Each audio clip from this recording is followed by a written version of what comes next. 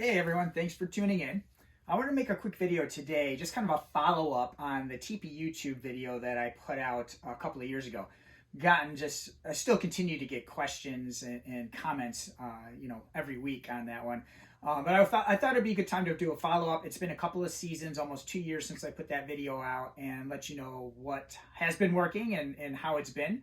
And so I'll start by saying that I've been using cyclomy tubes. So I've been using the green tubes. You might ask, well, why did you stick with this or go to the cyclomy tubes?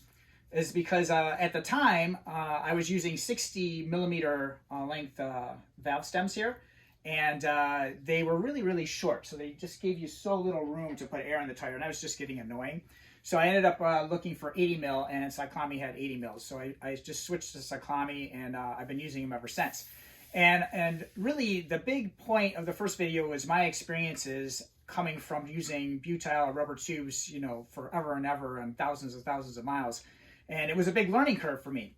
It really ended up really being all about that learning curve. So since that time and figuring out what really needs to happen is that I started checking my tire pressures basically every ride. And so from that point on, I really had very few issues. 2024 was absolutely issue-free. I really didn't have any flats to speak of. I didn't have any problems to speak of. They still lose air on the regular pretty heavily. Like I say, 6 pounds, maybe 5 pounds now. They did redesign the valve. I don't know if you'll be able to see this in the camera or not, but they redesigned this piece right down here around the valve here. And, that seems to hold air a little bit better. Like these two bikes here haven't been aired up in probably a month, 3 to 4 weeks, and they all have air in them.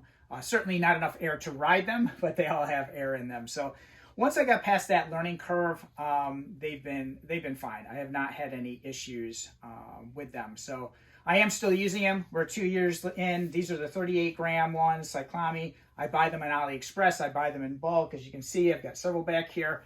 And I had to make the switch, obviously, from the short stem ones, so I bought a bunch of them, and I've got another wheel set here, which I'll drop another video on that we'll talk about. So all these bikes, my son's bikes are using these tubes without issues. And hey, they come with these cool little aluminum stems.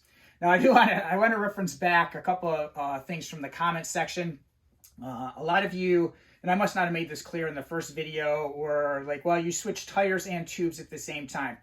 Well, yes, the Hutchinson Fusion 5s that I was using, those were new to me and the bike, but I already had them mounted on the bike using regular butyl tubes. So when I made that transition from the butyl tubes to the TPU tubes, that's where I saw the big difference in harshness, right? And then I was having, of course, the issues of getting pinch flats because I wasn't checking my air pressure. I'm used to just coming up here. I could take my thumb, press into a tire, and with a rubber tube, I'd say, oh, that's okay. I can ride that and not have any issues, right? With these tubes, you can't do that. It might feel like it's pretty firm. It's not firm enough. You're gonna get a pinch flat with them. But otherwise, they've been absolutely fine. I carry 2 in my packs, and I'm good to go. But I had the Hutchinson Fusion 5 tires on the bike before I made the switch to the tubes. And by the way, the Hutchinson Fusion 5 tires, a lot of people are calling them just cheap junk or whatever. They were pretty well rated tires. They were Hutchinson's best racing tire, not racing tire, but good training road, basic type of tire that was out there. So that was their competition to the Continental 5000S.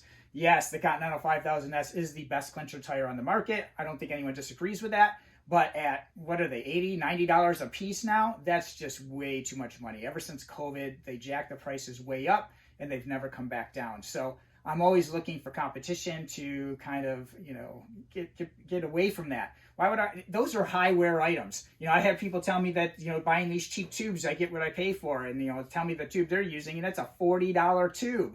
So I want to spend $80 on a tire that's not even going to make it the season.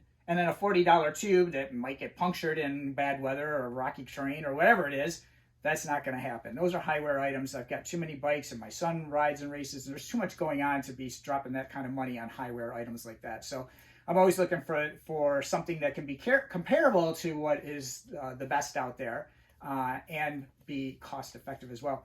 So on this bike here, I'm currently running Hutchinson Blackbird tires. These are their newest racing type clincher that competes with the 5000S, and so far I absolutely love them. And they come in at about $40 a piece.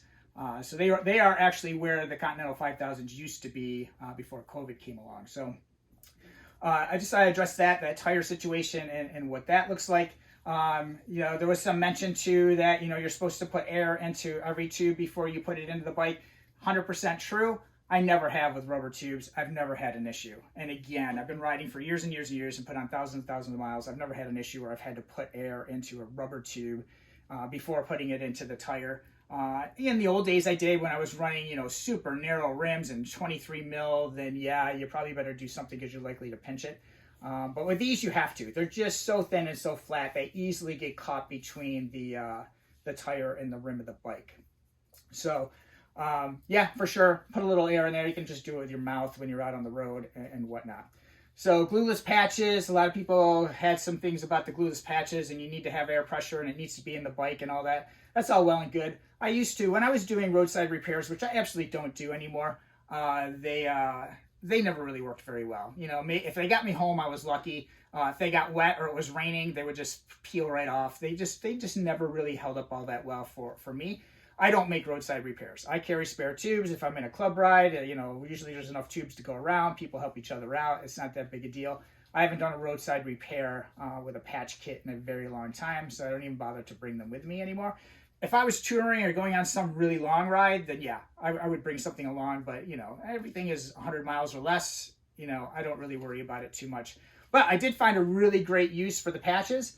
They actually do an amazing job as cable guide or cable housing rub protectors. So I've actually been using them all last year. I put them on my various bikes. They do a great job of keeping that cable from messing up the paint on the bike. And the other cool thing is they peel off really easy. They peel off pretty easy. Well, I shouldn't say really easy. They don't just come off, and they hold up to water just fine. But they do peel off, and then you can take some rubbing alcohol and just get the residue off. So with that said, I'm still using these tubes. I buy them in bulk. They're roughly $5 a piece, give or take, on AliExpress, and they've been great.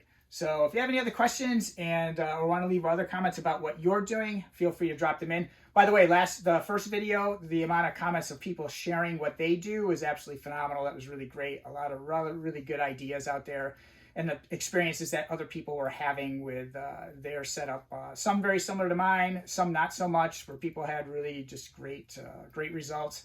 But it's hard to tell too, if you don't know what size tire somebody's running and what their air pressures are. It's tough to get how that relates to what you're doing, but it still was really great to have everybody share in that community in that space. So thanks for watching. I appreciate it, and we'll catch you on the next one.